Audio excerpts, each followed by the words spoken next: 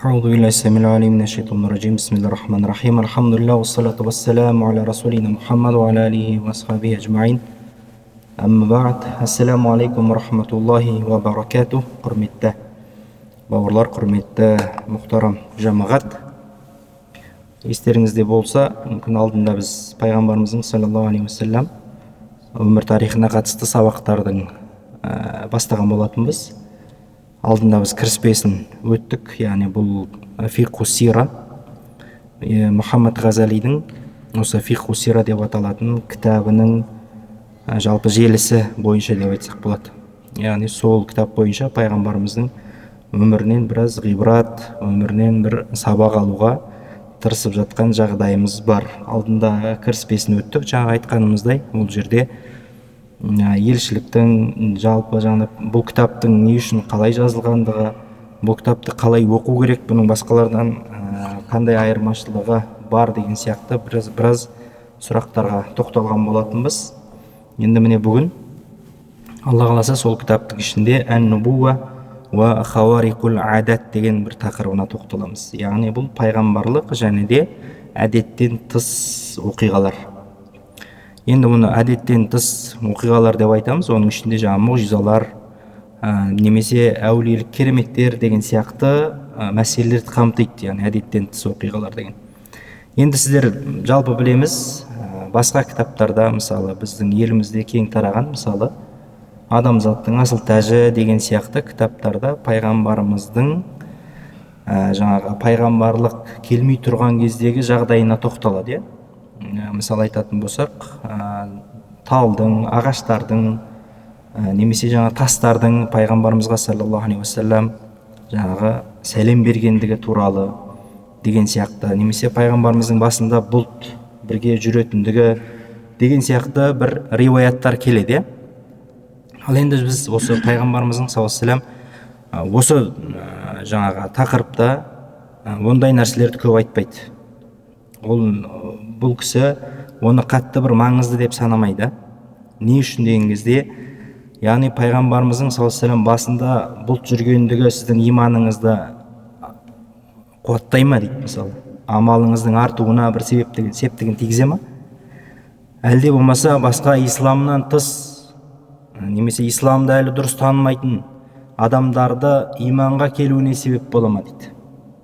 Яғни бұны өзі арнайы зерттеп жүрген, жазып жүрген адамдар бар дейді. Бірақ біз бұл қырына көп тоқтай бермейміз. Бірақ осындай бір әдеттен тыс оқиғаларға біз қандай көзқараспен қарауымыз керек деген нәрсеге тоқтала кетеді. Жалпы енді пайғамбарымыз саллаллаху алейхи уассаламның өзінің тұлғасына қарайтын болсақ, жаратылысына қарайтын болсақ, ол кәдімгі ет пен сүйектен жаралған сіз бен біз сияқты жұмырбасты пенде.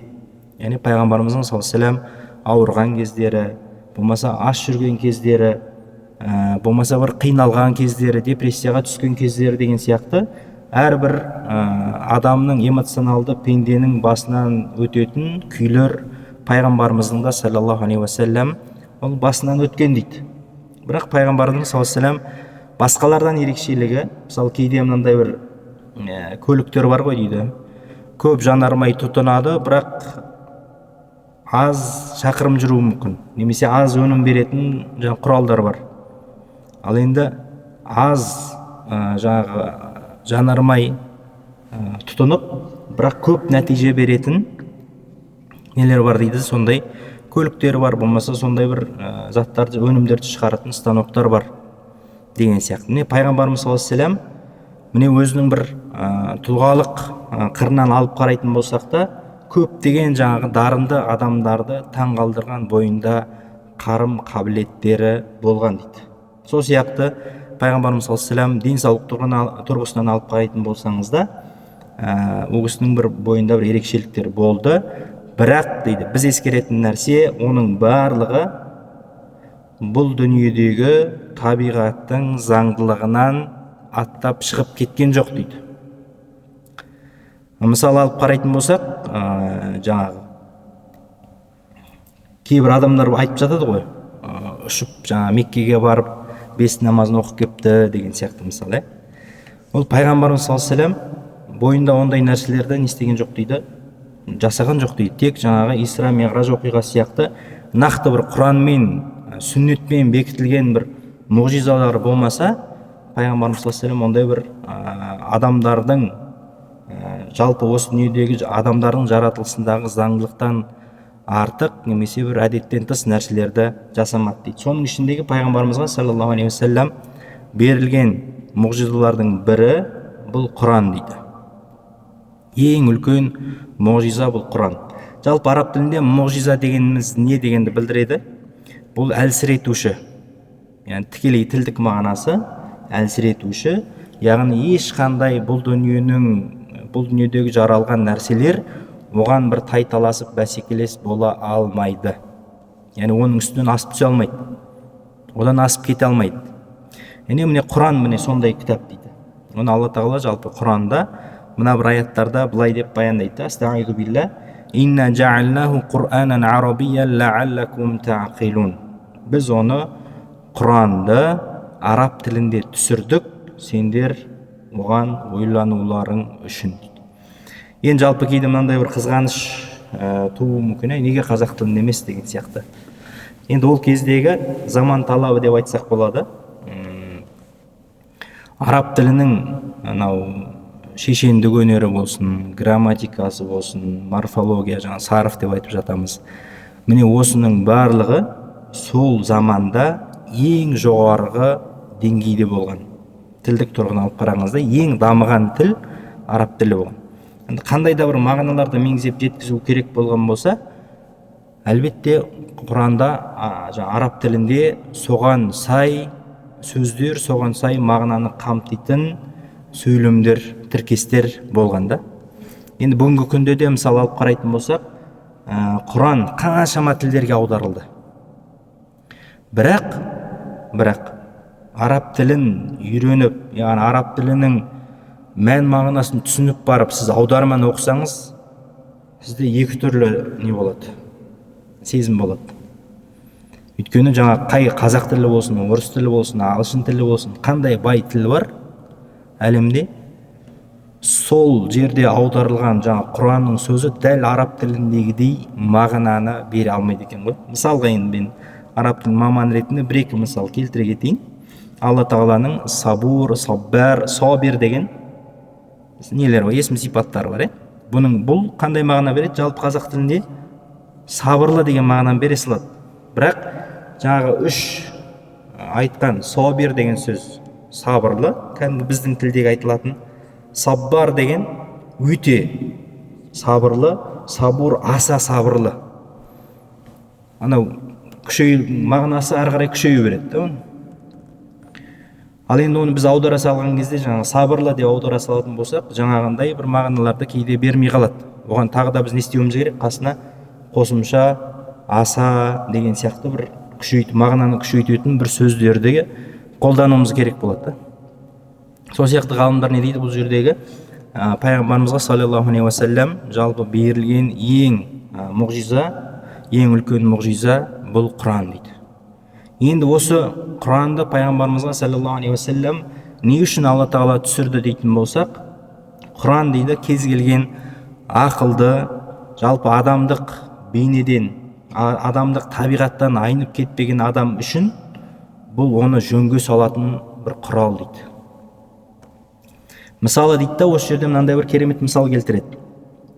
Алла тағала осы Құран арқылы арабтарды жөнге салды дейді. Ақыл айтқан сияқты бір неде нұсқаулықтар беріп. Ал яһудилер бұл нәрсеге көнбеген кезде, өздеріне түскен кітапты тыңдамай, деп Алла тағала Құранда келеді. Олардың бір бөлігі Құран өздеріне түскен кітапты арт жағына лақтырды, яғни керек қылмады деген мағынада ғой. Сол кезде Алла тағала оған қалай істеді деген кезде, Алла тағала олардың төбелеріне тауды алып келді дейді. Төбесіне тауды алып келді дейді. Кейбір риуаяттарда айтады, Алла тағала құдіретін көрсетіп тұр ғой. Оны уахи жіберді, елші жіберді, уахи түсірді, кітап түсірді. Бірақ олар не істемеді? Оған пысқырмады, яғни иман келтірмеді, мойындамады тәкаппарлықтарының себебінен. Сонда Алла тағала онда сендер жақсылық көнбесеңдер, онда мен сендерге басқаша істейін деп, Алла тағала олардың төбесіне тауды көтеріп алып келген дейді. Яғни бұл кімдердің үстіне деген кезде, жалпы енді ол оқиға кішкене қысқаша аша кететін болсақ, жаңа Мұса алейхиссалам өзінің қауымының ішінен 70 адамды не істейді? Таңдап алады да, Алламен кездесетін, жаңағы уахи түсетін жерге барады, сол жаққа шығады. Енді олар не деп айтады? Біз Алла тағаланы бізге жаңа көрсетпесең иман келтірмейміз деген, жаңа Бақара сүресінің бас жақтарын оқысаңыздар, қазақша мағынасында сол жерде келеді. Хатта нараллаха жахра деп. Біз Алла тағаланы анық көрмейінше саған иман келтірмейміз, қаяқтан келген адамсың деген сияқты бір қырсықтықтан, сондай бір күпірліктен туған сөздерді айтады. Сонда солардың ішіндегі ең ақылды деген, түсінсе осылар түсінеді ау, оқыған, сауатты, зиялы деп айтып жатамыз ғой міне. Сол сияқты бір 70 адамды таңдап жаңағы жерге барады ғой. Сол кезде олар соның өзінде қарсы шыққан кезде Алла тағала жаңағы 70-тің төбесіне тауды алып келген екен. Сонда ол тауды жақындатты дейді, олар маңдайлары сәждеге тигенге дейін. Ол жерде Алла тағаланың оларға бір көрсеткен мұғжизасы, ол оқиғадан бұрын 70-ін өлтіріп қайта тірілткен да. Сондай бір мұғжиза көрсетіп тұрса да, олар не істемеді? Иман келтірмеді. Соның сөйтіп Алла тағала жаңағындай бір нәрселерді жасайды. Міне бұл сол сияқты дейді. Егерде пайғамбарға саллаллаху алейхи уассалам берілген осы Құранға ермесеңіз, онда Алла тағала өмірдің бір несімен, сынақтарымен, болмаса бір басқа бір оқиғалармен адамды түбінде алып келуі мүмкін да. Бірақ енді осының ішіндегі абыройлысы қайсы деп ойлайсыз? Ол әлбетте жаңа Құранның, жаңа пайғамбарымыздың саллаллаху алейхи уассалам сүннетіне, хадисіне ойланып, өзіңіздің ақылыңызбен саналы түрде осы жолға келген, ол әлбетте ең абзал нәрсе.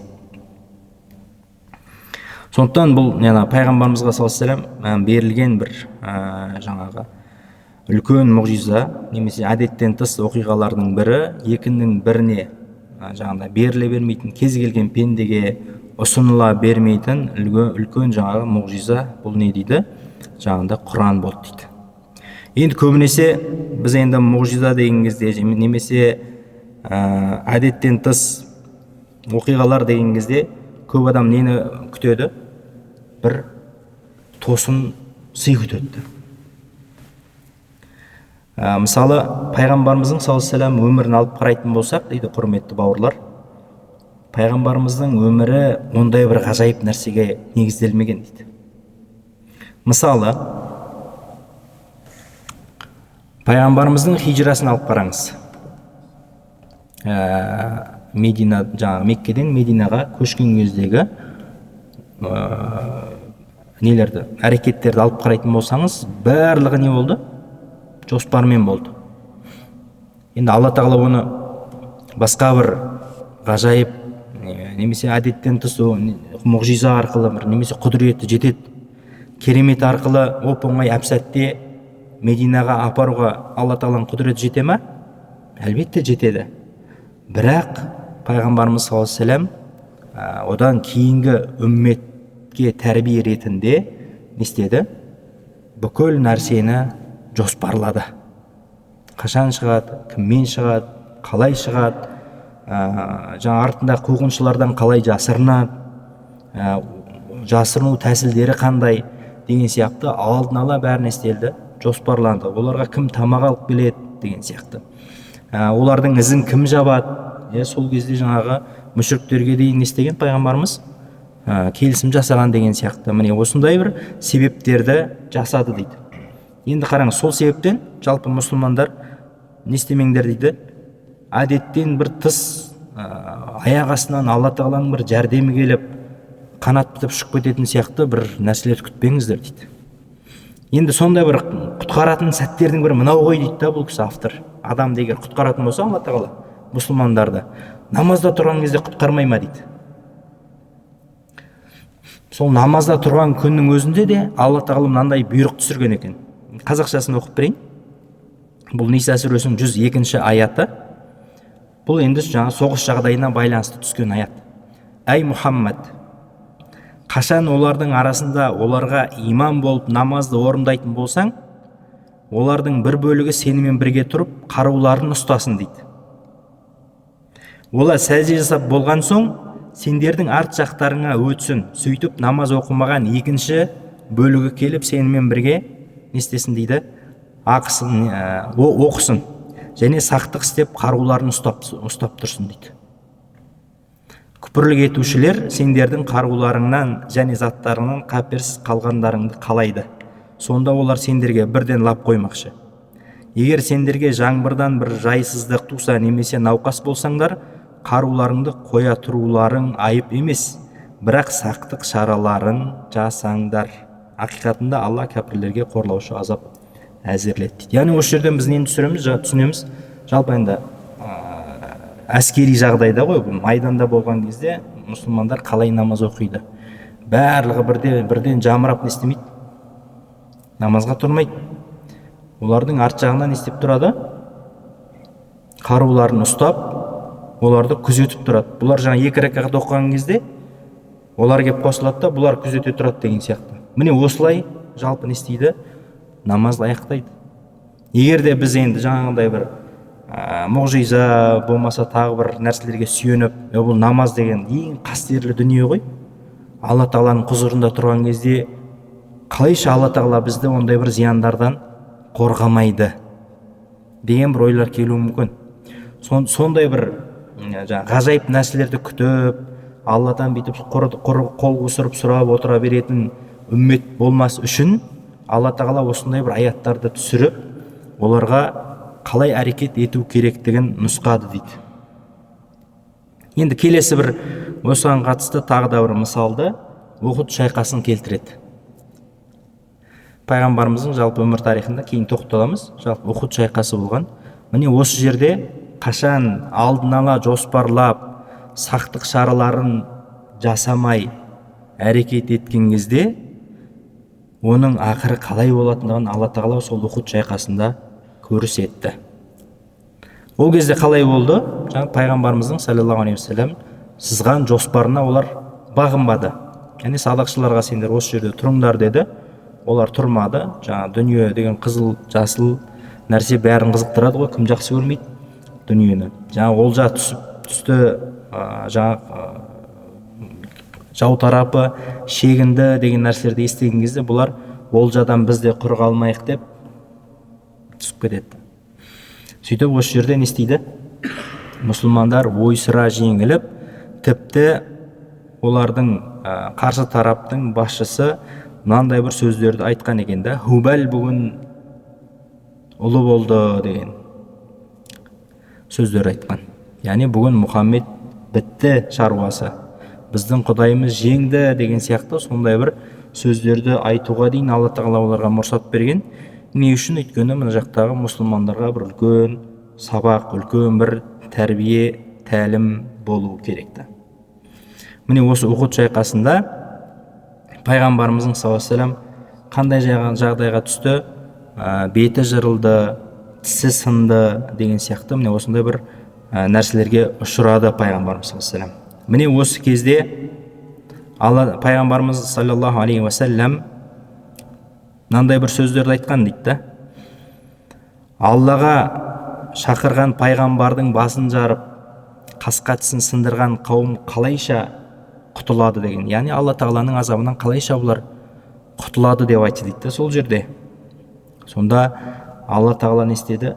Мынандай бір аят түсірген да.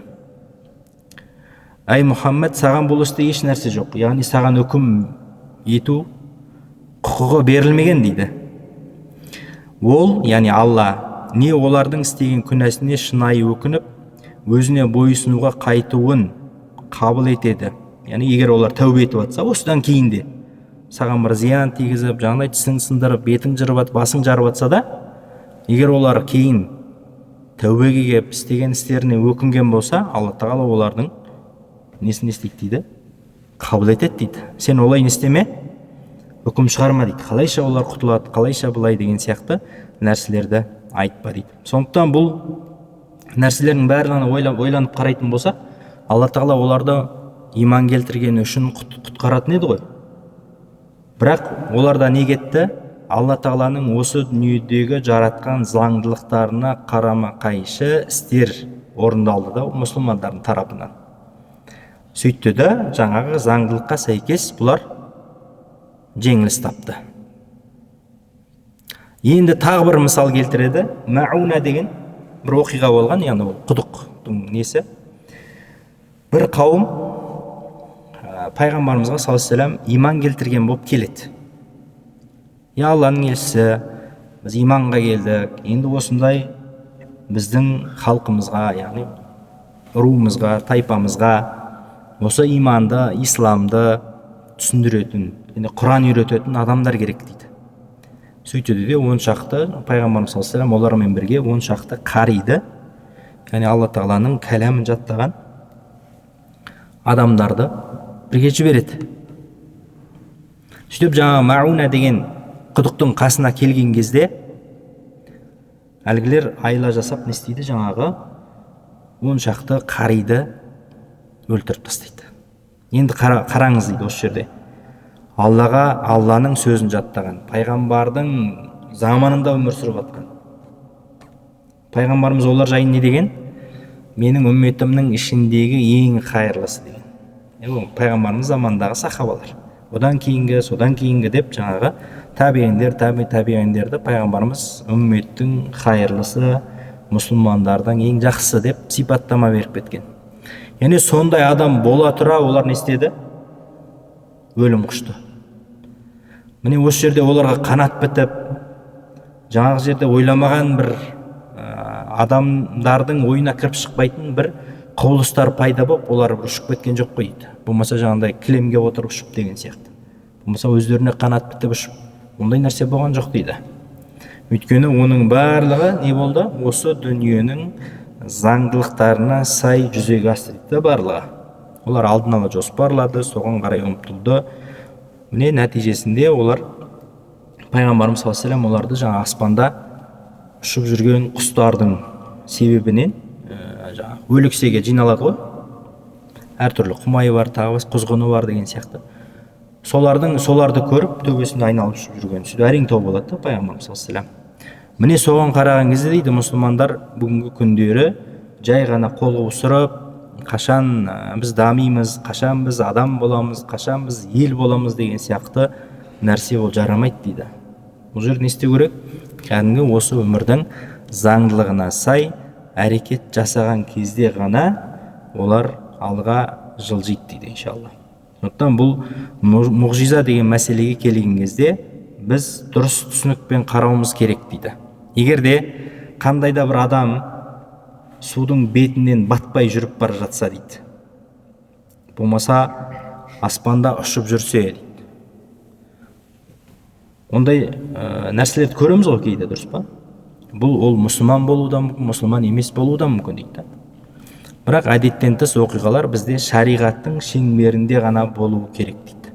Шариғаттың пайғамбарымыз саллаллаху алейхи вассалам өзі құптаған, немесе Құран оны құптаған нәрселермен бірге соған сәйкес жүзеге асу керек дейді. Ал енді кейбір ғалымдар айтады, жаңағы егерде біреудің аспанда ұшқанын, болмаса жаңағы судың бетінде батпай жүргенін көрсеңдер, онда оны жын деп біліңдер дейді. Яғни бір жынмен бір байланысы бар деп біліңдер дейді да оны.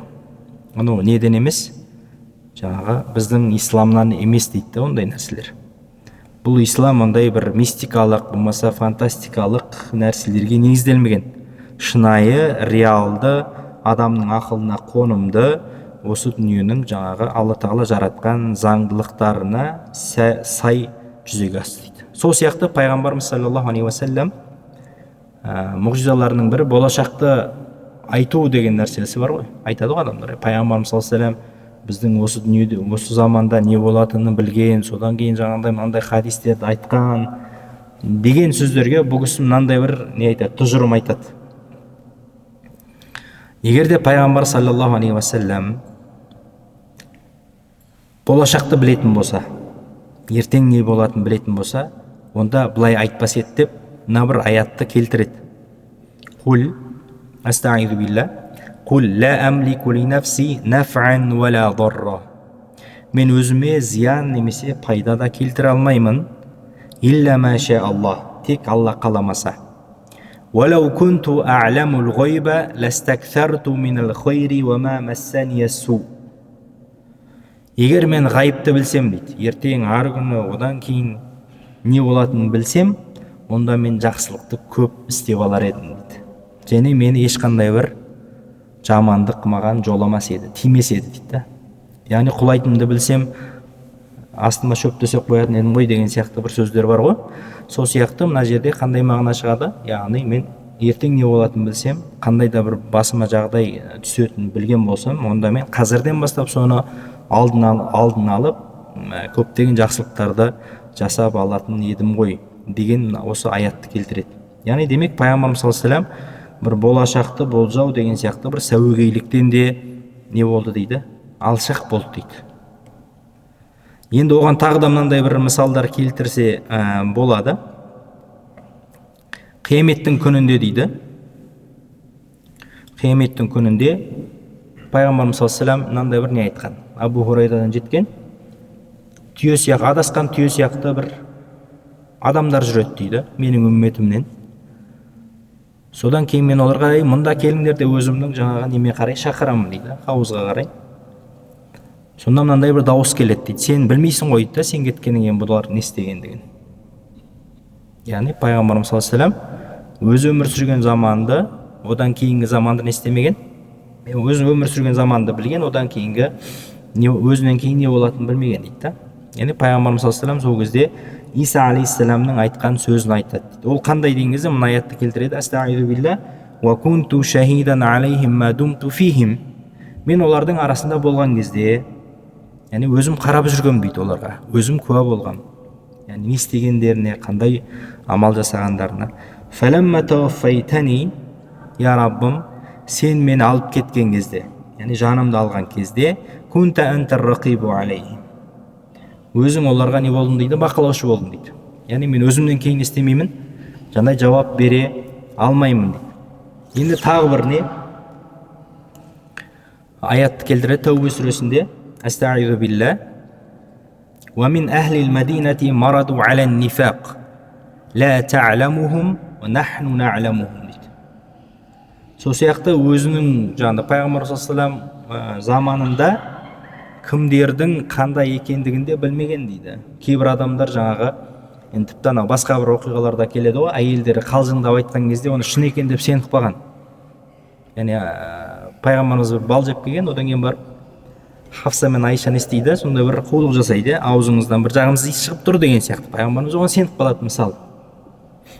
Сол сияқты мына жердегі аяттың мағынасы қандай болып тұр? Медина тұрғындарының арасында екі жүзділер бар дейді. Екі жүзділікке әбден жаңағы бойларына сіңіп кеткендер бар дейді. Ла та'ламухум, сен оларды білмейсің, нахну на'ламухум, біз оларды білеміз деп Алла Тағала осы жерде сондай бір пайғамбарымыздың саллаллаху алейхи вассалам тағы да бір ғайыпты білмейтіндігіне не істейді, бір дәлел келтіреді. Қазір мен аяқтап алайын, Алла қаласа. Сұрағыңыз жазып қойсаңыз.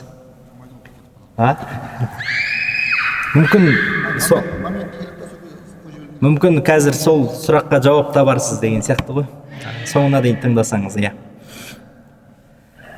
Сөйтіп, қай жеріне келдік? Пайғамбарымыз саллаллаху алейхи вассалам мұғжиза деген кезде пайғамбарымыз болашақты қалай болатындығын барлығын біліп кеткен деген нәрселерден де біз не істеуіміз керек дейді.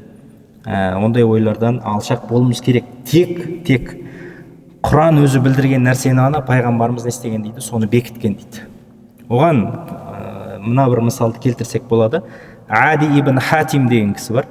Ади ибн Хатим. Бізде енді атымтай жомарт деп айтып жатамыз ғой. Сол жақтан келген екен ғой. Осы кісінің әкесі енді Хатим ибн Аттай деген кісі бар. Енді оны біз не істейміз? Ол кісі өзінің жомарттығымен белгілі болған кісі да, арабтардың арасында. Жомарт адамды көретін болса, атымтай деп айта салатын болған да оған. Бізде де айтамыз ғой, атымтай жомарт деп, сол жақтан келген екен. Сол кісінің баласы мынандай бір нәрсені жеткізеді пайғамбарымызға саллаллаху алейхи вассалам. Пайғамбарымызға біраз адамдар келді дейді, шағымданып. бір адам келді дейді, өзінің тұрмыс тіршілігінің нашарлығын айтып шағымданып көмек сұрап келді дейді. Енді бір адам келді дейді, көшедегі жаңағы жолдағы баукеспелер, жол торушылар, солардан жәбір көріп пайғамбарымызға шағымданып келді дейді. Сонда пайғамбарымыз саллаллаху алейхи вассалам солардың біріне мынандай деп айтты да, анау Хираны көріп тұрсың ба деп. Хира деген қай жер еді? Нұр тауындағы Хира деп аталатын үңгір бар, ең алғаш жаңағы уахи түскен жер. Енді ол жаңағы Меккедегі сол аймақтағы бір биік таулардың бірі. Соны жаңағы кісі жоқ деп айтты дейді. Бірақ ол жайында естігенбіз, өзіңіз айтатын едіңіз ғой дейді. Сол Хирадан дейді, күймеге отырып әйел адам Қағбаға келіп жайбарақат тауап жасайтын бір замандар келеді дейді. Тек Алладан ғана қорқып, басқа еш нәрседен қауіптенбей, емін еркін Қағбаға келіп тауафын жасап, қайтадан қайтып кететін кездер болады, егер де сен сол уақытқа дейін өмір сүретін болсаң, деп пайғамбарымыз айтты дейді. Содан кейін жаңағы кісі ішінен мен былай айттым дейді, ішімнен, қазіргі мынау адамға күн көрсетпей жүрген баукеспе, жол торушылар ол кезде қайда болады деген сияқты бір ішімнен сондай бір сөз айттым дейді. Сонда пайғамбарымыз ары қарай сөзін жалғап тағы былай дейді: егер де өмір сүріп, өмірің ұзақ болып жатса, Кисраның қазынасы алынғандығын көресің дейді. Яғни Кисраның кімді айтып жатыр бұл? Бұл жерде парсыларды айтып жатыр, сонда Хасрой деп айтамыз ғой бізде тарихта. Сонда жаңағы кісі тағы сұрақ қойды: Хурмуздың ұлы Кисра ма деп. Сонда пайғамбарымыз Хурмуздың ұлы Кисра дегенде, соның да жаңағы билігінен айырылып бағы таятын заманды көресің деп айтқан екен. Сөйтіп кейін жаңағы не болады? Сол оқиғаны көрдім дейді, шын мәнінде сондай болғандығын көрдім дейді. Яғни жаңағы Хирадан әйел адам өзінің түйесіне күймеге мініп, күймеге отырып, Қағбаға келіп тауап жасап, одан кейін жаңағы Кисраның да басынан бағы тайып, билігі кетіп, қазынасы қолды болғанын, яғни алынғанын көрдік дейді. Яғни бұл енді осындай риуаяттарды біз оқыған кезде не дейміз? Пайғамбардың бұл мұғжизасы деп, немесе пайғамбарымыз болашақтың қазіргі біздің жай күйімізді білген деп айтып бір тұжырымға келуіміз мүмкін. Бірақ бұл Құран айтып кеткен дейді бірінші пайғамбарға. Яғни олардың не болатындығын, пайғамбардың діні бүкіл шартарапқа жететіндігін Алла тағала Құранда өзі сүйіншілеген дейді. Оған мынандай бір аяттар дәлел болады: Астағиду билла Хуаллази арсала расулаху бил худа ва динил хаққи лизхираху аля дини кулли. Алла тағала өзінің елшісін туралықпен, тура жолмен, тура дінмен жіберді, басқа діндердің барлығынан үстем қылу үшін дейді. Яғни демек ислам жаңағы парсылардың да басқалардың да діннен не болады деген сөз? Үстем болады деген сөз. Немесе тағы мынандай бір басқа бір кітаптарда мынандай риуаят жетеді: маған дейді мына бүкіл әлем көз алдыма алынып келіп, және исламның қай жерге дейін жететіндігі маған көрсетілді деген мағынада келетін хадистер бар. Яғни бұның барлығы ненің негізінде болып тұр? Жаңағы аяттың негізінде болып тұр да. Сол сияқты аяттар өте көп Құранда. Осында екі аят бар. Біреуі жаңағы Тәубе, біреусі Саф сүресінде ма келеді. Жаңағы айттым ғой аятта, сондай аят. Одан кейін барып тағы да бір мынау Ниса сүресіндегі аят келеді: Ва'адаллаху аллазина аману минкум ва амилус солихат деп келеді. Анығында Алла тағала сендерден иман келтіріп, ізгі амал еткендерге мынандай уәде берді дейді. Қандай уәде? Сендердің діндеріңді бекемдеп, басқалардан үстем қылып, сендердің табандарыңды сол нәрседе мығым қылады деп Алла тағала уәде етті дейді. Бұрынғыларды да үстем еткен дейді басқалардан. Көрдіңіз ба? Яғни осындай бір аяттардың негізінде пайғамбарымыз саллаллаху алейхи ва саллям не істеді? Жаңа болашақтағы біздің жай күйімізді, исламның күйін қалай болатындығын білді сөйтіп жаңағыдай бір риуаяттар соның негізінде жетті дейді. Ал енді мысалы қараңыз дейді, мынау сарапшылар бар ғой қазіргі уақытта, бір оқиғаларға қарай отырып не істейді, сараптама жасайды. Ол саяси болсын, болмаса жаңағы бизнеске қатысты болсын, рыноктың жағдайы, биржа қалай кетіп бара жатыр, келесі жылы ол қалай болады, одан кейін қалай болады деген сияқты бір нелер жасайды, болжамдар жасайды. Оны сізбен біз жасай аламыз ба?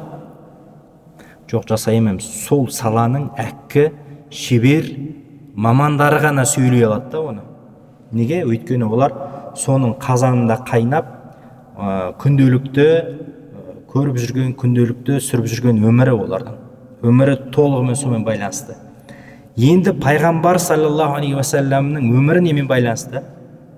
Ол дінмен байланысты да. Демек, қазіргі мұсылмандардың бет алысын қарап, пайғамбарымыз не істей алады, ертең не болатындығын шамамен айта алады. Ол енді қазіргі кез келген саланың мамандары жақсы біледі ғой. Мысалы кезіндегі ата-бабаларымызды алып қарайтын болсақ, жаңағы табиғатқа қарап жылдың қалай болатындығын, қысқа қарап жаздың қалай болатындығын, жазға қарап қыстың қалай болатындығын айтып береді. Оның барлығы не? Өмірлік тәжірибе. Алла тағаланың заңдылықтарын істеді, тәжірибеден өткізіп, соның негізінде айтып жатыр да. Ол бір жаңағы бір сәуегейлік, болмаса бір тәуіптік деген сияқты нәрсе емес ол. Өмірлік тәжірибе өзі солай істеп берген, адамдарға айтып берген, жаңағы білдірген нәрселер дейді да. Сол сияқты енді мынандай бір нелер де бар жаңағы. Пайғамбарымыз саллаллаху алейхи вассаламнан жеткен болашақта енді бүлік болатындығы, мұсылмандардың арасында қандай бір жайттар болатындығында айтып кеткен бір хабарлар бар. Соның барлығы адамның табиғаты, адамның дүниемен деген қарым-қатынасы, Алламен деген байланысы, былай болған кезде мынандай болады. Алламен байланысың әлсіреген кезде дүниемен байланысың күшейіп, жаңағыда бір сынақтарға ұшырайсың деген сияқты сондай бір заңдылықтарды ескере отырып, пайғамбарымыз саллаллаху алейхи вассалам қашан қай кезде бүлік болатындығында шамамен естет дейді, айтып берді дейді. Бұның барлығы жаңағы немен байланысты, рухани нәрселермен байланысты да.